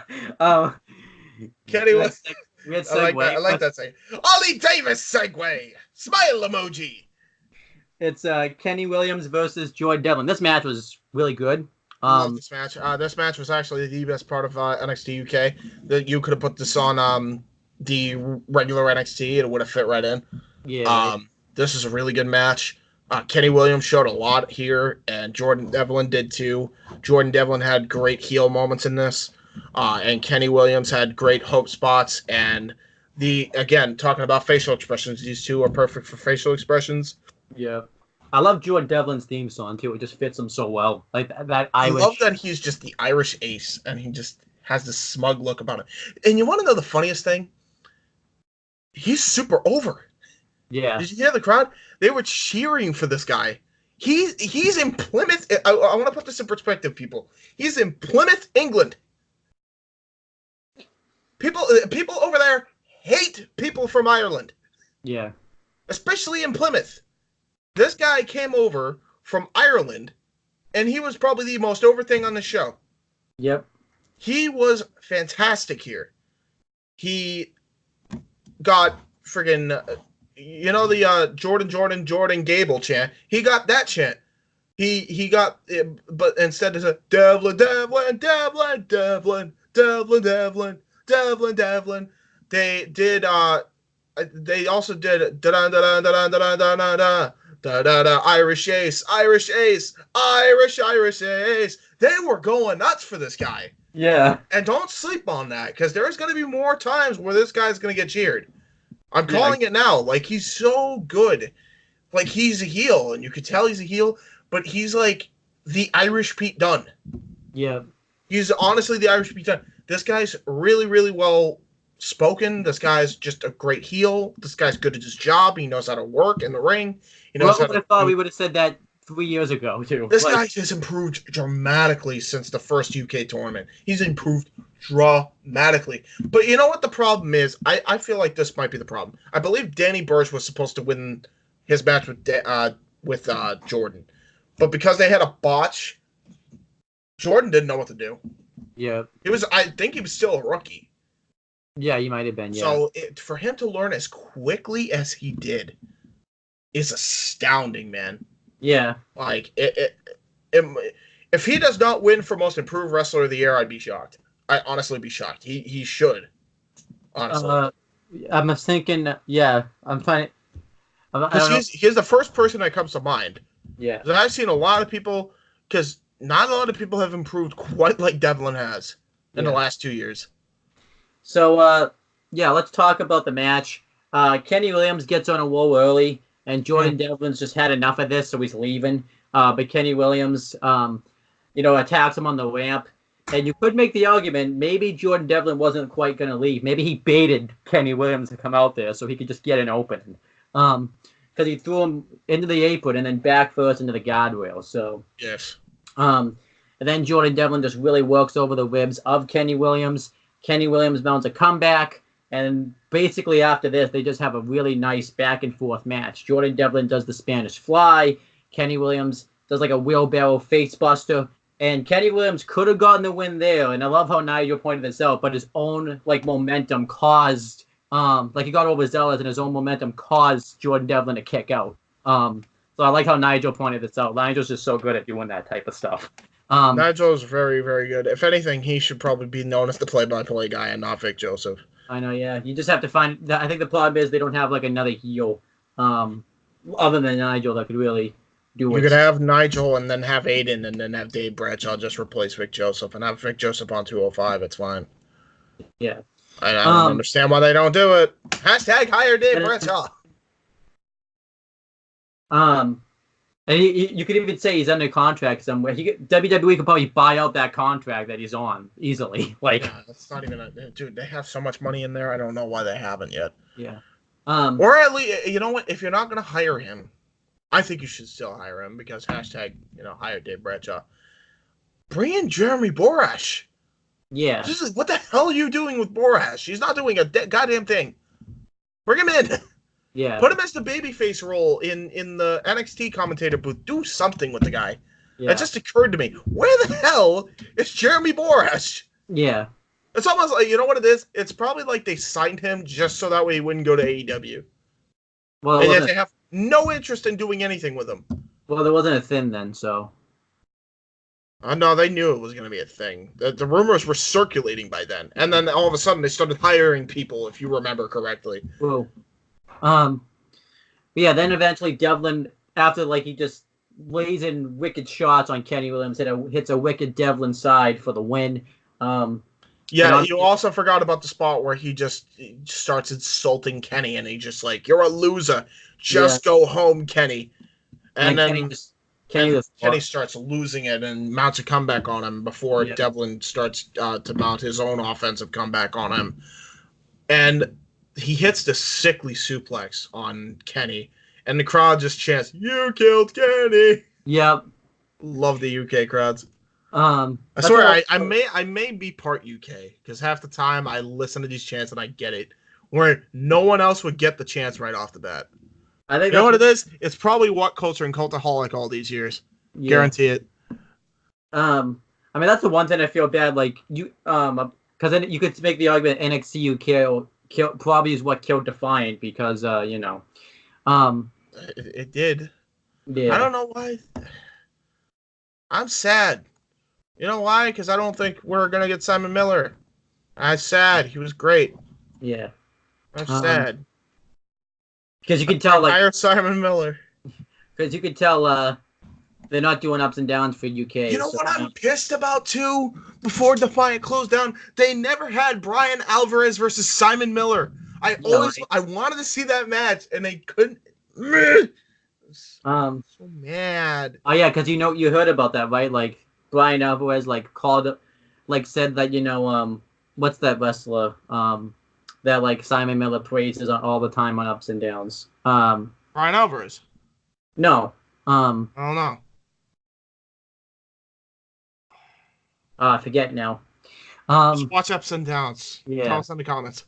Oh, Repo Man. He always praises Repo Man. Repo Man. So Brian Alvarez trashed him on a Wrestling Observer one day. Did he really? He trashed Repo Man. So everyone was tweeting Simon, wondering if Simon has any beef about that, because he was trashing Repo Man. It was like, why? I would have loved it. Why, dude? Why didn't AEW just book this match for a comedy match? Yeah, right. I would have loved this, and the two could work. Yeah. And like you could have Vinny in Brian's corner. The only problem is you can't really have anyone from the What Culture employees be in Simon's corner, because he doesn't associate. You never see Simon with them really at all. Oh, you could who you could have Adam Wilborn. Oh, true. Because he's a big Simon mark. Always has been. How come they never do videos together, you think, then? They've done videos together. Oh. He did a whole interview with him. Oh, okay. You don't remember this? No, I don't, actually. I do. Yeah, anyhow, Jordan Devlin does win. I mean, they could just, out of shock, just bring back Adam Blampier as a one-off. Yeah. That'd be fun. I don't know if he wants to come back, though. He said he's done YouTube, so. If CM Punk's going to do a fucking wrestling promo in a wrestling ring, I'm pretty sure freaking Adam would want to manage one time. Yeah. But, you know. Anyhow, Jordan Devlin won. So, yeah. Jordan Devlin won with his, Devlin side, which is basically just a teardrop suplex, but it's like he lands on his head and shoulder. I used to think they were saying Devlin slide. I used to think they were saying Devlin slide. So maybe that will be the new attraction that opens up in a water park in Ireland. Yeah, the Devlin slide. That'd be hilarious. Yeah, that would be the thing that turns Devlin babyface. Yeah, right. Because when Ireland opens up a fucking water slide in his name, the best. Then it showed a hype package for the WWE United Kingdom title match coming up. There's hype, so there you go. Then, I even love too, actually, on the Actually, too, I should mention, Jordan Devlin gets interviewed afterwards by Radzi on WWE.com exclusive. And the first thing he literally said to Radzi is like, whose ass are you kissing to get TV time? Because it seems like I always get stuck talking to you after a match. It's awesome. Like this, he's even asking like this. I love Jordan Devlin. Jesus. He's the best. He's the best Irish heel ever. Like, ever. He's better than Balor was in Bullet Club. That's saying a lot. Yeah. But then all of a sudden, you know, I think they're about to like close the show. Like they say, this is going to be a great UK title match after the video package. But then all of a sudden, the grizzled young veterans come out. I love this. The funny thing is, Zach Gibson is such a good heel because he comes out just for the sake of being annoying. Yeah.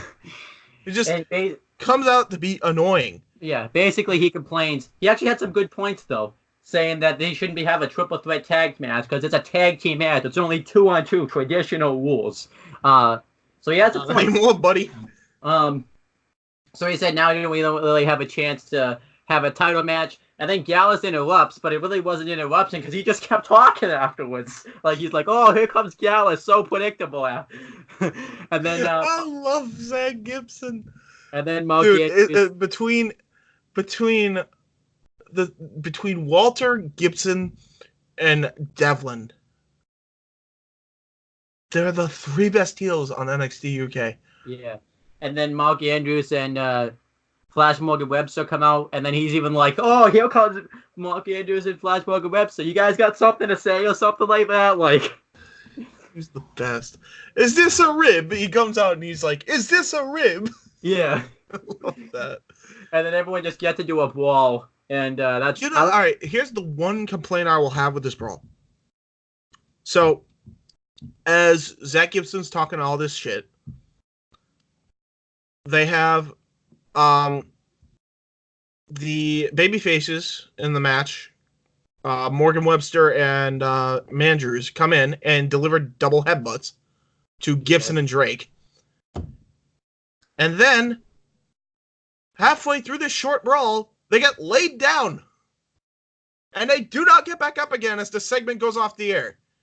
Yeah, that was what?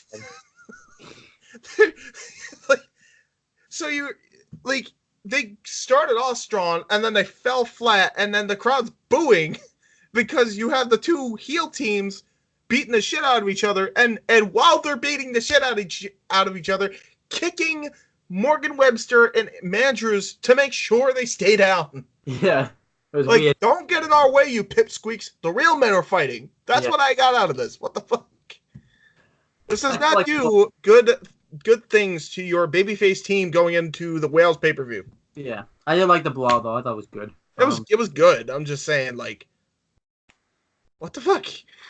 But that was NXT UK for this week. I thought it was a great show. B+. It definitely went up after the last two thins on the show with Grizzled Young Veterans. This would have been a B- again, probably, had it not been for that. Yeah. So there you go. Now we got prediction time. Yay! We're gonna start with NXT UK because that show's first technically. So I gotta make sure I get the predictions that I said for Noah's NDDQ, so that way I'm not contradicting myself. You could just say yours, so you don't have to say NDDQs and stuff. Well, no, that's my NDD. I was on NDD. Well, I wasn't on NXT team, but I did predict. Oh, yeah. I actually did predict, and he got me into the predictions, since I was going to predict anyway. So I was like, "Fuck it."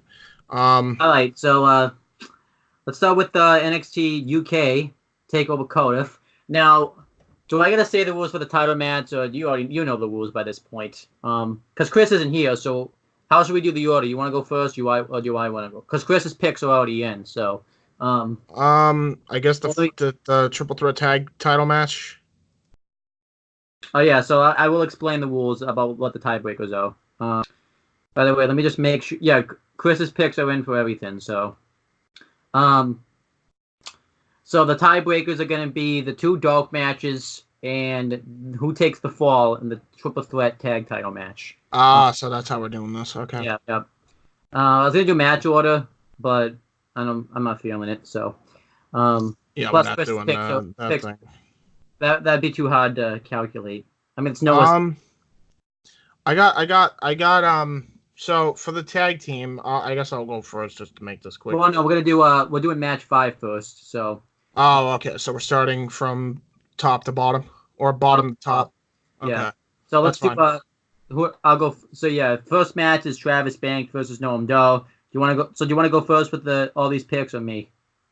Um, I'll go first. Fuck it. Okay. Who do you think? Who's the champ again? I'm sorry. It's just a singles match. Travis Banks versus Noam No, Dar. I'm saying.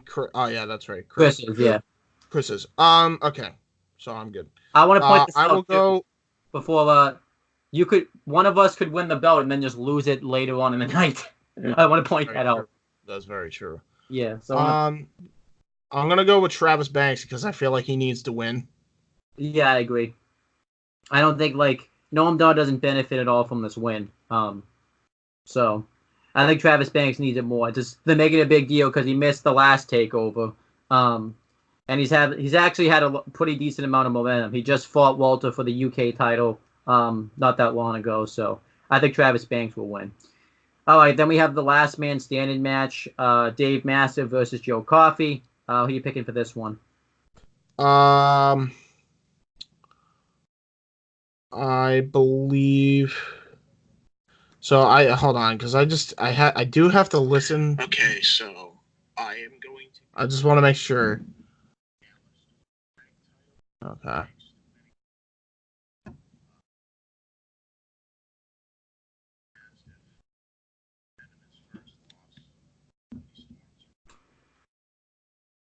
Okay. So all right, I'm good now. I know my predictions from previous. So Last man standing match. last man standing. I'm going with Dave Mastiff to lose against Joe Coffey. Okay. I'm actually going to go with Dave Mastiff to win. I think they're going to build. He's going to be a future opponent for Walter for the UK title. I feel like they're going to do it with Joe because I feel like if they're going to insert Gallus into this faction war, they kind of have to have Joe get the win. Yeah, I can see that. So, and plus, Joe kind of looks like a freaking schmuck after that kick. Walter's first night in, and I feel like that would be the reason you would base this feud on. You know. I could see that, but I'm sticking with Massive though. So, all right, then we have the triple threat match for the NXT UK Tag Team titles. So you're gonna pick who wins and who takes the fall. It's the champions defending the Grills and Young Veterans defending against Mark Andrews and Flash Morgan Webster defending against Gallus. So, Mark Coffey and Wolfgang. Going with Gallus to pin the Welsh boys. Okay. Then we have the NXT UK Women's Title match. Toni Storm defending against Kaylee Ray. Yeah. Toni Storm. Yeah.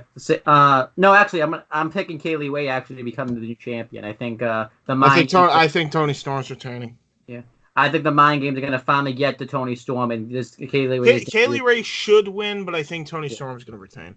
I think she should win too. Like Toni Storm, I think has done she's faced everybody. I think it's time for her to go back on the chase. Her title win has been kind of So yeah, but it's been good, but it's not what it's. And by the way, for the tag title match, I have the same pick as you. Gallus by pinning Flash Morgan Webster and Mark Andrews. And then we have the main event, which I think will be the main event. It has to be pretty much. Is the UK title match Walter versus Tyler Bate. Walter. Yeah, same. There's no way they're no way they're taking the belt off him this soon. Especially too, they're not going to go back because Tyler Bate. I mean, I know he hasn't been champion for a while, but they're not going to go back to him as a champion. So, and yeah, it feels like the end of an era too. If Walter does win, basically the old guard of NXT UK kind of. I mean, obviously, I think Mustache Mountain will still be there and stuff, but it will be kind of like a new era in NXT UK. So then the dark matches. We'll start with Rhea Ripley versus Piper Niven. Who are you picking for that one? The dark matches. Oh, yeah. We're gonna count those into the NXT. Yeah, because I have a feeling everyone's picking Mark Andrews and Flash Morgan Webster to take the fall. So this is just in case, So the dark matches, I am going to be picking So it's Rhea Ripley versus Rhea Piper. Ripley. Rhea Ripley. Okay. I'm gonna go Piper Niven. I think since this is the last match, Piper Niven will get put over Strawn. I don't think it's smart because I think they need to put Rhea more strong than Niven. We'll see though. Plus it's 50-50 booking because Piper Niven's already beaten her. If Rhea Ripley wins, then no one really got over. So, but No, it's not like she can't go in there and then beat her again. Yeah, true. For the especially if she wins the regular NXT title, she brings it back to the UK and defends it or something. I don't know. Then we have I'm pretty sure I know who you're probably gonna pick. Gentleman Jack Gallagher versus Cassius Ohno. Actually, gonna go with Ohno. Okay. This one's a tough one. Go with Ohno. I have to go with Ohno because he won against Dragunov, and I have no earthly idea why. But I'm just gonna go with fucking Ohno. I'm gonna pick. I'm gonna go out on a limb and say Gallagher wins. Just because he hasn't. Because I don't think even if Ohno does win, I don't think it really benefit long term. So he can afford to take a loss. So. He'll win. I feel like they're gonna push him now, and I really don't like it. All right, now let's do All Out. I forgot to ask you, what's your excitement level going into NXT UK Takeover Cardiff? About a 8. Yeah, same. I'm excited for Cardiff, but I'm more excited for All Out because I'm way more excited. Not All Out's like a 10. Yeah. I just watch all of the road twos and stuff. And like I said, that's the trick. Just watch it the week of it, and then you're true. All right. So Alex, the tiebreaker is going to be for the who takes the fall in the triple threat with Darby Allin, Joey Janela, and Jimmy Havoc. The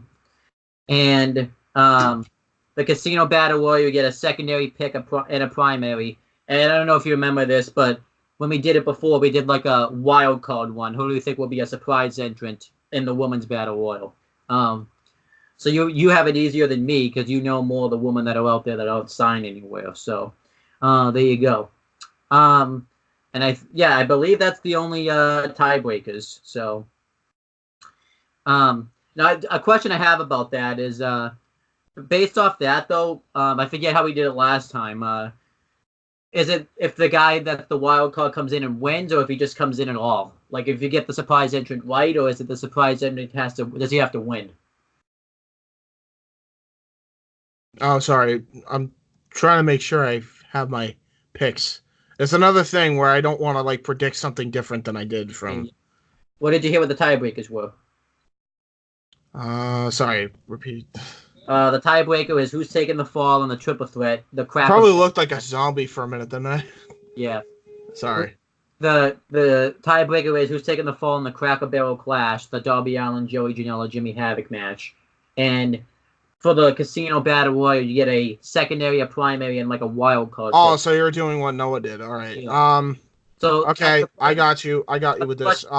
My picks are Britt Baker as my primary. Whoa! Let me introduce the matches and stuff first. Okay. The question I have too is, who, if you get this, does the surprise ender just have to be in it at all, or does he have to win? Because I don't know how we did it last time. I don't know. I'll ask Noah about that. Probably an extra point or something. I think that's what he said. All right, well, let's talk about so. Yeah, it's.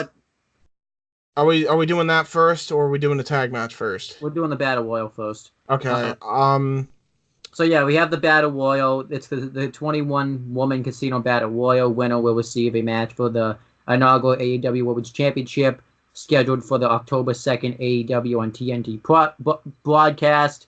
Here are the announced participants. It's Nyla Rose, Britt Baker, Allie, Randy Rose, Release, Jazz, Big Soul, Sadie Gibbs, Awesome Khan, Shaza McKenzie, and there's 10 other opponents TBA. So do you want to go first? For now, I think they've some have been announced already. So my primary is Britt Baker The Okay. second is Awesome Kong, and Who's my wild card would have been, it was gonna be Asia Khan. Sadly, you could just take that point off. I ain't getting the bonus point because she ain't gonna be there. They already What? confirmed that, and I found out after I made the prediction. You bastards! What happened? She's got another commitment booking wise. Oh, okay. There you go. So, all right. So, yeah, the Battle Royal I think will be fun. I like that it's. By the way, that thing with the title graphic is on because I did see. That's not really going to be what the woman's title looks like, right? I have Or no idea. Yeah, it's all blurred. I can't really see it. So yeah. But you know, as for who I think, my secondary, I'm gonna say Nyla Rose. And my primary will be Britt Baker. And who am I gonna pick as my wild card?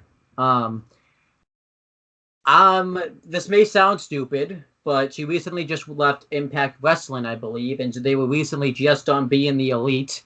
I'm gonna say Taya Valkyrie, because they recently. Oh yeah. Um, Yeah, I see her. yeah. Yeah, I didn't even think about that. I wish it was Tessa though. Tessa would be great. Yeah, but she signed Impact, so that's. I know. I said. Um, but I'm looking forward to the Battle Royal. I expect It'll it be to be fun. great. Yeah, I don't know if it'll be as good as the men's one. Not being sexist, but Nah, it's gonna be better. could be. Yeah, It's going to be better because there's not gonna be bullshit yeah. that happened like the last one. All right, so then we have a tag team match. It's Private Party versus Angelico and Jack Evans. This Private match. Party. Yep, same. I think Private Party will win because they're facing the Young Bucks on October 9th. So Yeah, they need momentum. yeah. All right, so then we have six-man tag team match. It's a boy and his dinosaur and Marco Stunt versus SoCal Uncensored. I think the build of this match has been pretty goddamn funny and great. Yeah, right. I mean, not every feud needs to be serious. I like that this feud's kind of funny. And I did some research on Luchasaurus, and he's been everywhere pretty much. Dude, this guy is fucking incredible. I been make him world champion within like a year or two. Serious. The craziest thing is, I can't believe it. He was in WWE, and they freaking released him. That's a crime. Of course, idiots. He was in because they don't recognize talent. Why would they ever? He was in Big Brother. And the fucking fact that they evicted him is a crime even itself. I don't even know anything about that show, but he shouldn't have. I mean, come on. Anyway, just what's your Well, you go first. Yeah, I'll go first. Well, I should mention the win-loss records for the women's. Nyla Rose has a 0-2 win-loss record. Britt Baker has a 1-1. Allie has a 1-1. Brandy Rhodes has a 1-0. Teal Piper, Evilise, Jazz, Big Soul, Sadie Gibbs are making their debut. Awesome Khan has an 0-1 record. And Chaza McKenzie, I believe, has a 1-0. I mean, not 1-0, is making her debut. Luchasaurus has an 0-2 record. Jungle Boy has an 0-3 record. Marco Sun has an 0-1 record. SoCal Uncensored as a team has a 1-0 record. But Christopher Daniels has a 1-1 record. And Frank Kazarian and Scorpio Sky have a 1-2 record. Actually, wouldn't that count as a 2-1 record? What do you mean? Or are they making the tag team wins and losses different from the actual collective wins and losses? The 6-man I was counting in that because they've only had 3 matches. It's the Frankie Kazarian and Scorpio Sky had the 6-man, had the buy-in match, and then they had the match with the Lucha Bros. So that's 3 matches. Fair enough. I am going with SCU. Okay. Any reason why? They're going to probably be the ones to. I feel like they might be the head of a trios division there, and you need momentum on their side, especially considering the fact that they lost to the Lucha Brothers. So they kind of need the momentum. I just want to see Luchasaurus get a win, and I don't think it hurts. So I feel like you could do that on TV, but again, I feel like Luchasaurus doesn't need it as bad as SCU do. Then we have Riho versus Hikaru Shida. Riho has a 2-1 record in AEW, and Hikaru Shida has a 1-0 record. Yes. This match I think will be really good. Rio's been really good, and Hikaru Shida looked really good in that 6-woman tag. I'm gonna say Rio wins, just because she's gonna get the momentum. So. I actually went with Hikaru Shida. Okay. Shida. Here's the reason why. Because I went against Riho because I didn't know her and didn't know anything about her. And that was a mistake because Mike ended up beating me just from that one pick alone. So there you go. So I'm going to go with Hikaru Shida to win here in her debut match. Okay. I don't even know if it's her debut match. Is it her debut match? Okay, no, it's she's wrestled in the 6-woman tag. They teamed up. Oh, right. Yeah, she's gonna win. Then we have the Cracker Barrel Clash, which is that just a regular triple threat match, or is there anything different about it? I guess they're calling it the Cracker Barrel Crash because their sponsors Cracker Barrel, and I guess you can use them as weapons. I don't know. Fuck it. It's Darby Allin versus Joey Janela versus Jimmy Havoc. Darby Allin's coming in at an 0-1-1 record. Joey Janela technically only has an 0-2 record because he had an unsanctioned match, and they don't count it as a win or a loss. So, and Jimmy Havoc's coming in at an 0-3 record.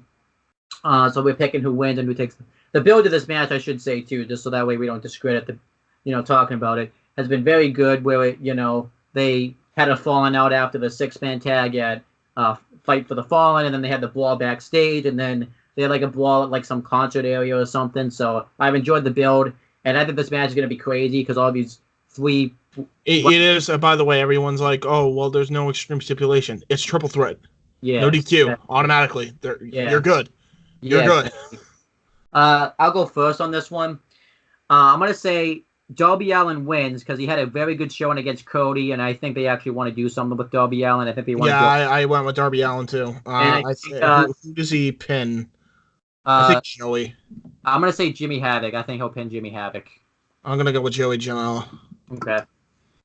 Then we have, I know I'm getting ahead of myself, but I'm gonna do just because it's the match that's not as important as the other three. It's the tag team match where the winner receives a first-round bye in the AEW World Tag Team Championship Tournament. Oh, jeez. Best Friends versus the Dark Order. Best Friends currently have a 2-0 record in AEW, and the Dark Order have a 1-0 record. Yeah, it's Dark Order. You know what? I'm going out on a limb. I might cost myself the win, but I really don't want the Dark Order to win after the performance. Stu Grayson's a great wrestler. Yeah. But me, Evil Uno's. If I'm gonna hate Cassius Ohno, I gotta hate Evil Uno. Yeah. Oh my god. Terrible. Yeah, but I want to see. I'd rather Best Friends win. I'm going with Dark Order. Okay. Then we have the 4 featured matches of the show, which just shows you how great of a show this is. They have 4 featured matches. First being the singles match, Cody versus Shawn Spears with Tully Blanchard. The build of this match has just been fantastic. Awesome build. Fantastic build. Go watch Being the Elite now. And the contract signing that they did. Awesome. Where, they had that stipulation now where Tully Blanchard made it so only Cody can bring one person down to the ring with him ringside. And they question who he's going to pick. This is a tough one because they both need the win. Cody's coming in here at a 1-1-1 win-loss record. So either he's going to have a win, he's going to be 2-1-1, he's going to be 1-2-1, he's going to be 1-1-2. So, yeah, it's weird. Speaking of which, Darby Allin by the end of the night could be 1-1-1. I didn't mention that. True. He'll be the second man to pull that off. And Shawn Spears is coming in at a 1-1 record. So, yeah, true. So I'm gonna actually go out on a limb, and I'm gonna say Cody, who he picks to be in his corner. I should have made that a tiebreaker. I didn't think of it, but it's already too late. I think Cody will pick MJF to be ringside, thinking he can trust him. And I actually think MJF will stab him in the back. Yeah, there was other people that said that. Yeah, I think Shawn Spears needs the win more. I went with Shawn Spears too. Either way, Shawn Spears is winning this. Yeah, I know Cody's got to get his revenge from getting the headshot with the chair, but I think Sean Spears really benefits a lot more winning. Like, especially with the new gimmick. Yeah. And the new manager. Was that a full-time thing? I thought that was just a thing because the I Rhodes would family. make it a full-time thing, man. Yeah. These two are actually really great as like a duo. Then we have what will probably be maybe technically the match of the night. Oh, there's no doubt about it. It's Yeah. Pac versus Omega. I'm so hyped. I'm so hyped. Oh, I'm so hyped. I'm so hyped. It's the Escobardo de la Mota match for the Triple Ladder of Death match for the AAA Tag Team Championships. The Lucha Brothers versus Young Bucks. Actually, now that you mention it, this could either steal the show or Omega versus Pac. I don't know which now. Fuck. So the Lucha Bros are coming in here with a 1-2 win-loss record. Yes. And the Young Bucks are coming in with a 3-0 win-loss record. They're the only undefeated teams here. Yeah. Other than Best Friends. Yeah. But that will be changed, I'm sure. Yeah. So I'm actually going to pick the Lucha Bros to retain. I think they benefit more retaining the titles, and I don't think they're going to flip-flop the titles because I think if the Young Bucks, even if they lose them, I think they'll just win them right back when they go back to AAA. So, and I think that's the smarter decision for them to retain. I agree. Actually, did I pick them? Yeah, I picked with the Lucha Brothers. I feel like too the Young Bucks. They have to put somebody over because then it will look like that, you know. Then I'm gonna be concerned. Yeah. Like the minute that happens. Because if they don't, because you know, they got away with winning at Double or Nothing, and obviously they needed to win at, you know, Fyter Fest and Fight for the Fallen. I mean, they're the executives, but if they do not lose here, then it's going to be concerning, like, especially too. It'll be Nash, Hall, and Hogan all over again. Yeah, so you need to have, you know, them. And Cody will be Bischoff. Yeah.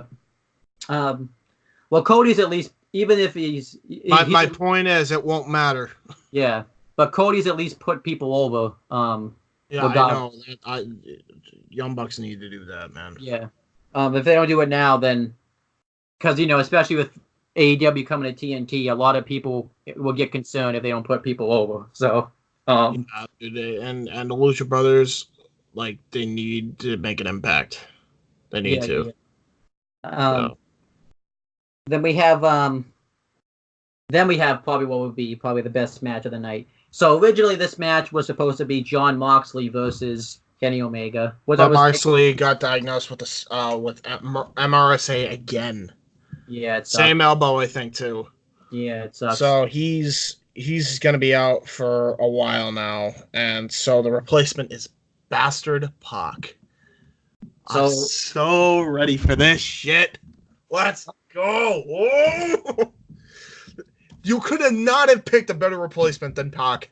Yeah. Honestly, I've wanted this match for so fucking long, and now we're finally getting it. Yeah. I can see it happening now. This is going to be off the fucking walls insane. So Pac is coming in here this is his debut technically, because I know he had like a match that was like sponsored by AEW, like in that indie show with him. Yeah. But I don't think that counts as a win or a loss though. So. Yeah, no, we'll say it loosely counts. But I think. And Kenny Omega's coming in with a 2-1 record, right? 2-1 record, yeah.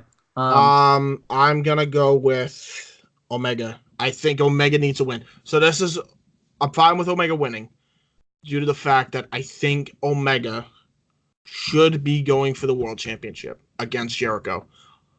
Yeah. I have no problem with Omega being the World Champ, because I think Jericho's gonna win the belt. Yeah. So there, I spoiled my prediction there. But I think Jericho's going to win the belt. Omega's got to win this, and then it's got to be Omega Jericho 3 at their next pay-per-view as the rubber match. And I'll say this, too. If Pac wins and Jericho's winning also in the main event, then it's also going to leave people concerned, like they're just putting over the WWE guys. You can't have that happen. So. Yeah, you can't have that happen. Yeah. So I think Omega wins. So then we have the singles match. It's the inaugural AEW World Championship match. Adam Page versus Chris Jericho. Adam Page has a 3-0 win-loss record, and Chris Jericho has a 1-0 win-loss record. So either way, yeah. And Jericho has less wins under his belt. And again, he needs to go on to fight Omega in the next pay-per-view. I say this too because Jericho. We talked about this in the Fight for the Fallen review. Yes. Him winning will, with them legitimize AEW. Yeah. Put them in the forefront. And normally people would be like, but they should be putting over the new guys. Not when you're trying to make it on national TV or not. Yeah. Why do you think Spike moved to 2 hours? Because Kurt Angle showed up. Yep. So, well, I mean, they may have had 2 hours before that, but they established themselves as a viable competitor. You need to do that with Jericho winning the world title here. When Kurt Angle won the world title, it's because he brought legitimacy. There was no problem at the time with that. Yeah. And you even can though do that here with Jericho. Jericho should be the first inaugural AEW World Champion. And I brought this up in Indie DQ as well. You look back at the WWF, Buddy Rogers was the first champion, and not even, I think, a few months later in Madison Square Garden, dropped it to Bruno Sammartino. Yeah. And he became the babyface of WWF. You look at the Iron Sheik, he was the transitional champion, and he was wicked old by that point. Dropped it to Hulk Hogan. You look at, TNA in 2008, Slammiversary, the highest buy rate they ever did. Kurt Angle versus Samoa Joe for the world title. Kurt Angle's the champion. Joe's the challenger. Angle put over Joe after a dominant reign with that title when he first won that belt. So that's how I recommend that they go about this. They have to put it on Jericho because it will really establish themselves against Monday nights. Or not Monday nights, Wednesday nights. And it will really show like they're a legitimate competitor to WWE. Yeah. Heyman Adam Page could have won it, but now that NXT is on Wednesday nights along with him, Jericho has to win it. So. He has to. He has to. There's no other option. And it's not like he has to hold the belt long too. Like I said, Buddy Rogers held it for a few months. Yeah. And then he dropped it not too long after to Bruno. So you could do that here with Jericho, put it on Omega, and then after a year or so with the belt for Omega, Omega could put over somebody else and have them go over, a long reign or something. Yeah. Preferably Luchasaurus. Well, even if you want to go with Heyman Page, because the thing is too, Heyman Page is still really young too. So you can do Hangman Page, but you have to establish yourselves with an identity, and the only way to do that is to put a guy who's already over and already legendary in the eyes of the casual fan. So that way, when the guy beats him, the casual fans will automatically look at that guy as a big deal. Yep. It's simple wrestling booking. Yeah. There you go. Yeah, there you go. Very excited for this show. But this show, obviously, too... I'm also nervous. I feel like I'm nervous but excited. Yeah, because I'm nervous. I'm nervous about the world title match. Pac versus... The thing is, too, Pac can win if Page wins, so that's okay. True. I'm nervous about the tag title match, because I know... Like I said, I'm not hating on the Young Bucks, but the Young Bucks can't. The Young Bucks, if they win, please put over the Young Bucks. I'm sorry, the Lucha Brothers, please. And I'm worried here. I am worried about that because they don't need a win here. Lucha Brothers need it more. Omega needs a win, but Cody and Young Bucks don't need to win. Don't put yourselves over, guys, for the love of God. I mean, if Cody won, I wouldn't complain that much because it's him getting his revenge. But I think again, you want to establish new characters though, and that's the way you got to do it.